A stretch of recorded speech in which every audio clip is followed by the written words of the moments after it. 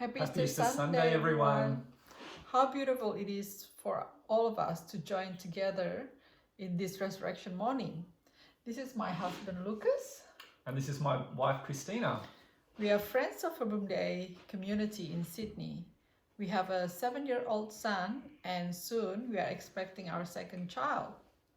This morning, we invite you to join with us to imagine what the encounters with the risen Lord were like for those first disciples on that Easter Sunday morning. We can only imagine Mary Magdalene's joy when she came to the tomb on that morning and personally encountered the risen Lord. How great must have been her joy. Mary's first instinctive response was to run to be with her fellow community of believers. And we read in the Gospel that she ran to the disciples to share the news that she found an empty tomb and that the angels had told her that Jesus was alive and risen. In contrast, after hearing this same news, 2 of Jesus' followers decide to head to Emmaus. And in fact, they walk away from and leave their community in Jerusalem behind. What a contrast to Mary Magdalene, who longed to be with her local community of faithful. How can we explain this radical difference in response? Well, let's have a look at the Gospel again. We see as they walk into Emmaus, the 2 disciples were deeply engrossed in conversation with one another. So much so that when Jesus came and approached them, walked with them, they did not recognize him. How can this be? This is extraordinary, wouldn't you agree? The Gospel story gives us an insight into the state of mind of the 2 disciples this morning. Luke tells us the disciples had sad faces and they had hope that Jesus would be the one who was going to set Israel free. So expectation there for Jesus. So in their mind and hearts are filled with thoughts of what had happened, with their disappointment, sadness, anxiety of the future. They were so self-absorbed in their own world that they were unable to recognize the presence of Jesus, even when he is right there in front of them. If this can happen to the 2 disciples who had met Jesus before, how much more that this can happen to us when we fail to notice God, his presence in our life and in the lives of others around us. Can you think of time when this happened to you and to us? Thankfully, the story doesn't end there. Jesus persists in engaging with the disciple in conversation. And we see as they walk along to Emmaus, their hearts start to be reorientated towards Jesus. Yet, at this point, they still don't recognize him. It was only at the time, the end of the day, when their minds are quiet, they were seated with Jesus, and they were able to recognize him in the breaking of the bread. And at this moment, their eyes opened and they recognized him.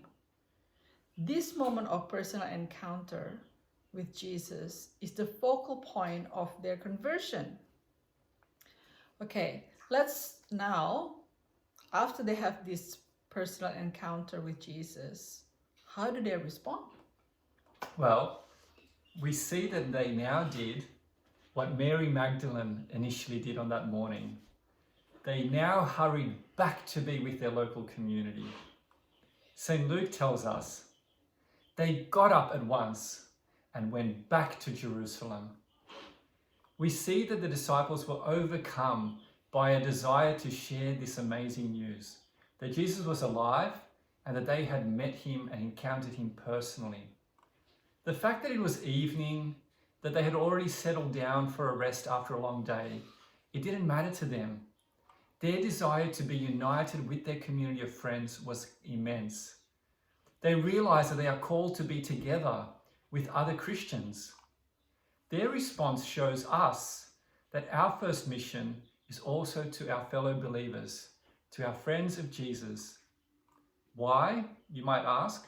Why is it not enough to stay with our own personal encounter in prayer? Why are we called to go beyond, to live our faith with others in community? Well, let's go back to the gospel again. The gospel give us an insight by telling us what happened when the two of the disciples returned to Jerusalem. It said, upon arriving in Jerusalem, they found the 11 disciples gathered together, who welcomed them, saying, "The Lord is risen indeed. He has appeared to Simon." And the two in return then explained what had happened on the road and how they had recognized the Lord when he broke the bread. Can you imagine the wonderful exchange of mutual encouragement this must have been for the disciples? When the disciples came together, they shared and exchanged with each other their personal encounter with the Lord. They rejoiced being together. They united with their friendship with Jesus. Community affirmed the disciples, and it affirms us to live our deepest desire and identity. A place where we can share our faith, our doubts, our joys, and sorrow. Let's see. Shortly after the disciples got back together in Jerusalem, Jesus appeared again, but this time as a community. All their eyes were upon him. So this Easter, community with Jesus at its heart can help us to sustain our personal encounter with the risen Lord. So, what does community life with Jesus at its center look like? How does it feel? Well, Luke's gospel goes on to tell us a little bit about that. It tells us what was the reaction of the disciples after Jesus had come to be with them in their midst. And it says that the disciples were filled with great joy and that they spent their time giving thanks to God. So you can imagine the community was filled with an immense sense of hope, gratitude, and peace. The Emmaus story shows us what a difference it makes to our lives when Christ is at the center, and what happens when we fall away, allowing ourselves to become the center of our lives, where our own inward worries and priorities and plans take over. When this happens, our lives become superficial and lifeless. Without Jesus at the center, we often make ourselves and others miserable. We can even come to sustain one another in our own brokenness. In a sense, this is what happened to the disciples on the road to Emmaus. They were oblivious to Jesus' presence, and as you remember, they walked together. They were miserable, and in that misery, they sustained each other's brokenness until, that is, they encountered the risen Lord. And once again, their hearts burned, and after that, they returned to their community in Jerusalem. In my own personal life, community has been a source of great joy, strength, and encouragement. At the start of last year, I stood before a major decision in my life. I was experiencing a growing despair with my work. I was grappling with the need to support my aging parents, and particularly my mum, whose health was declining rapidly at the time. What was God asking of me? Was it right for me to resign and take some time away from work? What was the best way to help my parents? And how would I juggle care for my parents with my own family? I had been discerning for a couple of months and felt that God was directing me in a particular direction. And it was at this time that I accepted an invitation to take part in a retreat that was led by Verbum Day. At that retreat, I felt that God had reconfirmed to me to take a step into the unknown, to resign from my work where I had been for 7 years.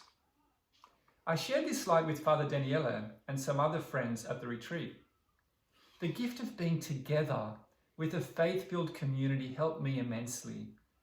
I felt they understood where I was coming from and truly supported me spiritually, which gave me strength and confirmation to take the next step.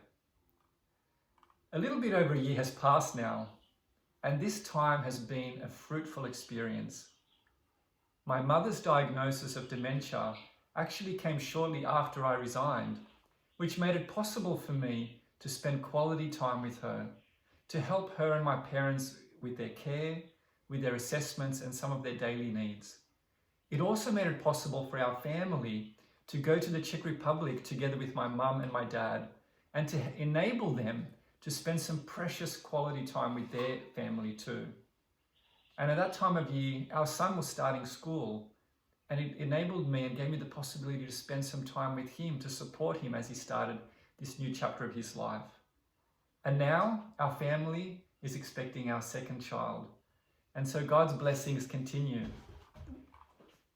Looking back on the retreat though, it was really through the sharing and exchanging of stories with others in community that enabled me to see how truly marvelously God was working in our life and in the lives of others. I now knew that He would take care of things if I trusted Him enough to act on the desires that He had planted in my heart.